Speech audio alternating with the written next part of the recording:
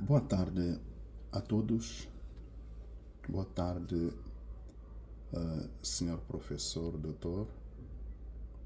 Estou a trazer aqui o trabalho final do curso, falando acerca da defesa da cosmovisão cristã contra os ataques seculares. A questão aqui que eu estou a trazer é o entendimento de algumas pessoas que afirmam ser Jesus somente um dos grandes homens da história. Esta questão que estou a trazer aqui é uma questão verdadeira, uma questão que surgiu da conversa que eu tive com um determinado familiar. Esse familiar dizia e continua a dizer, apesar de já termos muito tempo sem nos contactar, mas ele deixou em mim a marca daquele que diz: voltarei para Jesus quando for velho. Nessa altura sim, voltarei para Deus. Um dia destes, eu estava conversando com esse homem, era jovem, membro da minha família, e fiquei muito surpreendido com as palavras que saíram da sua boca, uma vez que ele, num passado não distante, havia sido um grande obreiro numa igreja aí que eu não vou referir o nome, e nessa altura parecia muito ativo, parecia muito entregue à obra do Senhor. O meu grande espanto foi quando ele, sem nenhum motivo aparente, abandonou a fé e começou a falar mal da igreja, não só da igreja em que ele frequentava, mas simplesmente começou a sentir-se mal com a igreja. Na sequência, perguntei-lhe a razão desse abandono, a razão dele ter se afastado da fé. E eu censurei realmente a sua atitude, censurei o seu abandono, o seu afastamento do caminho. Para meu espanto, ele começou a dizer que não estava se afastando de Deus, pois ele voltaria à igreja quando fosse velho, quando fosse crescido. Ele já é uma pessoa que já é pai de filhos. Quando ele diz que voltará quando for grande, significa que voltará quando for velho. E eu perguntava-lhe se ele tinha a certeza de que chegaria à velhice. É verdade que ele nunca respondeu a esta pergunta, porque certamente ele percebeu que perdão, podia não chegar a ser velho. Muito mais infeliz para mim foi o fato de ele ter se envolvido em grande medida com a bruxaria. Ele entregou sua vida ao curandeirismo. Ele consulta até hoje a curandeiros, a adivinhadores. Ele confia a sua vida, ou confiou a sua vida aos espíritos, como se costuma dizer, dos ancestrais, quando na verdade são espíritos demoníacos. E não haja dúvida que ele conheceu um momento de prosperidade quando ele se afastou da igreja e começou a ter essa ligação com as trevas.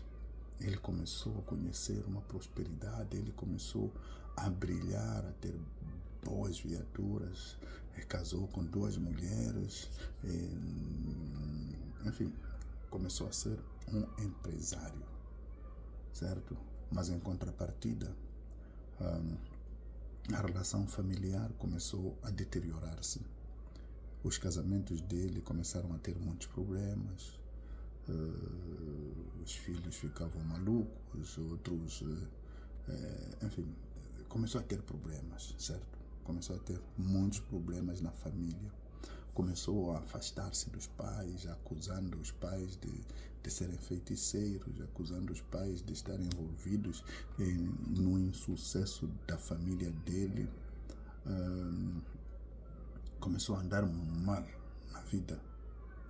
Ele não gostava mais da sua família, mas é verdade que a família também separou-se dele. A família também deixou de ter estima por ele.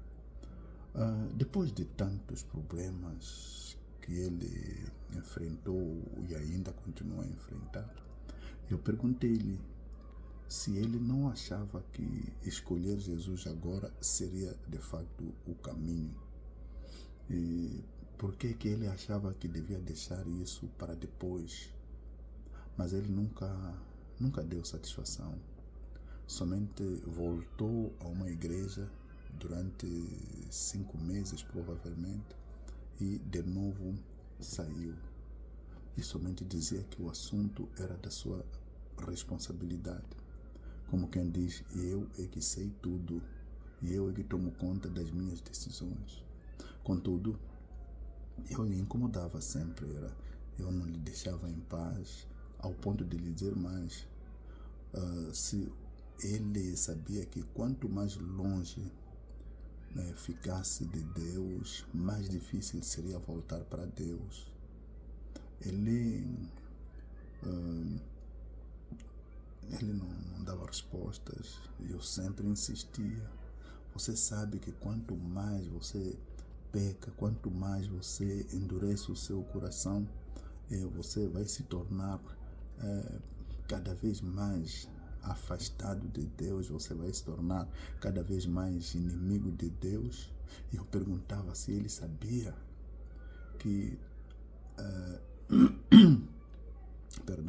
se quanto mais ele vive no pecado, estaria mais distante de Deus, e que a única condição que ele tinha era o arrependimento, como está escrito na carta aos Hebreus, capítulo 3, versículo 13.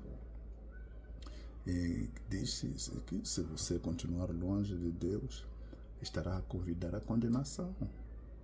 Sempre lhe disse que Deus lhe chamava, assim como chama todos os homens que estão no pecado, para que cada um se arrependa dos seus pecados hoje mesmo, não mais tarde.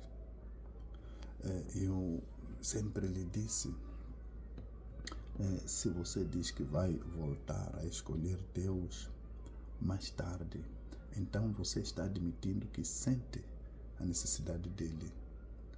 Isso estará dizendo que você precisa dele. E se assim for, então, por que você vai ter que deixar para mais tarde? Por que você não vai ter que agir agora? Por que você vai ter que esperar para depois? Você não sabe se chegará a velho, pois pode morrer ainda hoje. E então, depois, sabe para onde irá? Por que você vai deixar isso para mais tarde? Quando você diz eu vou deixar para quando for velho, está a adiar para depois a sua salvação. Depois destas palavras, ele disse-me, eu não me esqueço disso. Eu sei que Jesus foi um grande homem da história. Eu sei que ele vai perdoar os meus pecados. Então, percebendo que ele tinha perdido toda a sensibilidade em relação ao pecado e à sua punição, acho que ele já perdeu a sensibilidade de que quem peca é punido ou será punido por Deus. Então eu disse a ele que Jesus, apesar de ter sido um dos grandes homens, como você diz, mas ele é diferente de todos os grandes homens que você conheceu. Todos aqueles que foram adorados, que continuam sendo adorados como grandes homens na história, foram diferentes de Jesus. Muitos líderes religiosos, incluindo os mortos, que muitos adoram, incluindo ele mesmo, não é? Nenhum deles, eu dizia isso a ele, nenhum deles teve autoridade sobre a natureza, autoridade como está escrito nas escrituras, na Bíblia, que ele acalmou o mar, ele teve autoridade sobre o mar, ele teve autoridade sobre os fenômenos naturais, acalmou as ondas do mar, acalmou a tempestade, andou sobre as águas, ressuscitou os mortos, curou os enfermos, perdoou os pecados. Que eu saiba, seja pela história secular ou por qualquer outro livro religioso, nenhum outro líder religioso fez essas grandezas, nenhum.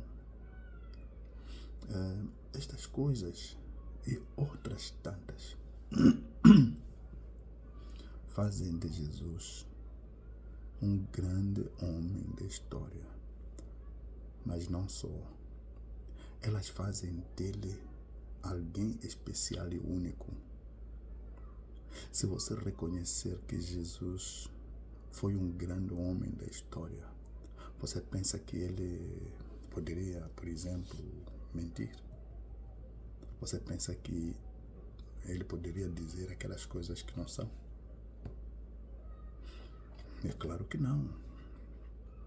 Então, se ele realmente era grande, não poderia mentir. Portanto, quando ele afirmou ser Deus, ele disse em João, no Evangelho segundo João, capítulo 8, versículo 58, eu sou. Eu sou.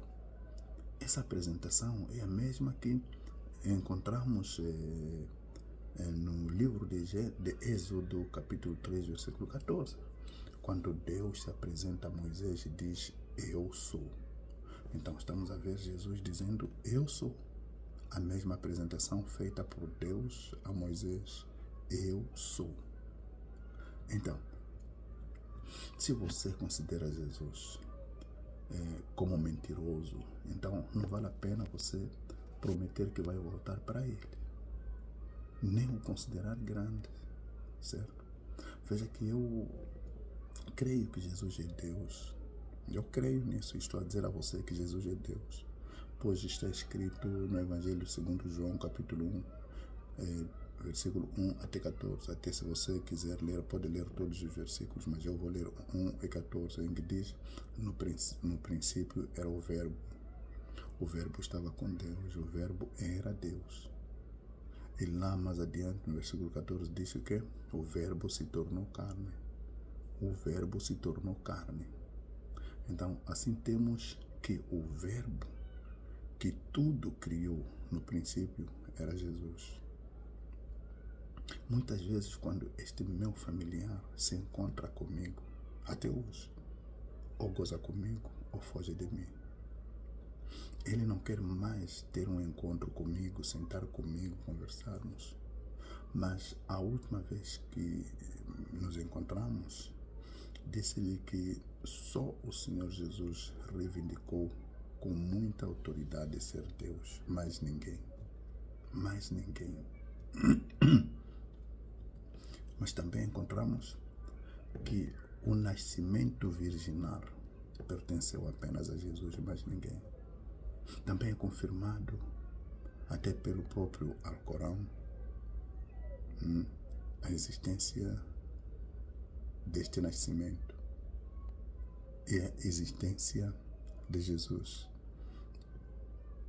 É confirmado, o Alcorão confirma isso, para além da Bíblia. É também confirmada esta existência.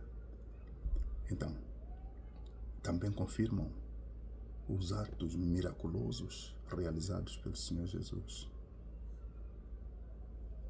Mas também, não só a Bíblia ou o Alcorão que confirmam isso, mas há outros livros seculares, histórias, os historiadores seculares confirmam estas realidades.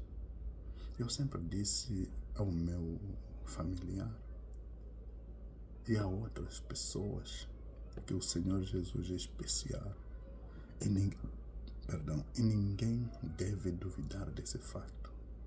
Portanto, é preciso aceitar que não há salvação em nenhum outro nome, senão no nome do Senhor Jesus Cristo. E sobre essa questão não deve haver dúvida nem discussão.